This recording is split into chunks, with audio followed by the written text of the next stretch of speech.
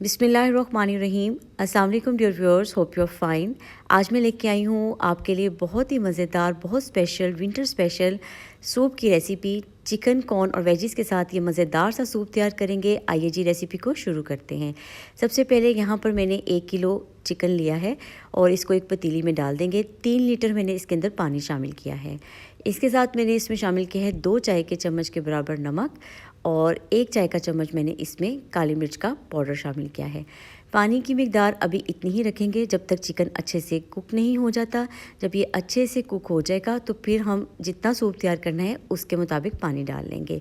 तो इसको जी flame on करते हैं, चूल्हे के ऊपर रखते हैं और इसको तब तक पका लेंगे जब तक चिकन मुकम्मल तौर पे टेंडर ना हो जाए, यानी मुकम्मल कुक हो जाए। इतना कुक होना चाहिए कि ये हाथ से बहुत आसानी से टूट जाए। अब ये चिकन को अलग कर लेंगे और यखनी को अलग कर लेंगे। यखनी में मज़ीद पानी शामिल कर देंगे। आपने जितना सूप तैयार करना है उसके हिसाब से आप पानी शामिल कर लें। मैंने तकरीबन ये 4 लीटर पानी लिया है। तो अब यहाँ पर आप देख सकते हैं कि मेरे पास ये क्वांटिटी है। इसमें इस वक्त हम शामिल करेंगे मकई। तो यहाँ पर मैंने उबली हुई मकई ली है और उसको थोड़े से पानी के साथ ब्लेंडर जग में डाल के थोड़ा सा ब्लेंड कर लिया था। और ये हम शामिल कर देंगे तकरीबन 1 प्याली के करीब। और 1 प्याली बारीक कटी हुई बंद गोभी है और आधा प्याली इसमें मैंने गाजरें ली हैं और छोटे छोटे चंक्स में कट कर लिया था। तकरीबन 3 से 4 मिनट के लिए हम इसको अच्छे से पकने देंगे। फुल आंच पे मैं इसको पका रही हूँ। अपने जायके के मुताबिक इस वक्त इसमें नमक और काली मिर्च का पाउडर शामिल कर लें। जो चिकन हमने निकाला था उसको हमने श्रेड कर लिया है और डाल दिया है इस सूप के अंदर।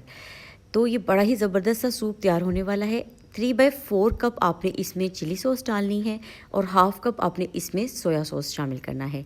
हाफ़ कप ही इसमें आपने सफ़ेद सिरका यानी विनेगर शामिल करना है। बस जी यही सब चीज़ें थी जो जानी थी। अब सूप को थिक करने के लिए हम यहाँ पे कॉर्नफ्लावर का इस्तेमाल करेंगे। मैंने यहाँ पर 1 कप भर के कॉर्नफ्लावर लिया है और 1 कप ही पानी लेंगे और इन दोनों चीज़ों को बहुत अच्छे से आपने मिक्स कर लेना है।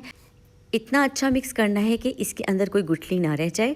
जब ये बिल्कुल अच्छे से मिक्स हो जाएगा और चम्मच आसानी से इसमें चलना शुरू हो जाएगा तो ये आपने पकते हुए ये जो सूप का मटेरियल है इसमें आपने डालना है और मुसलसल चम्मच चलाते जाना है।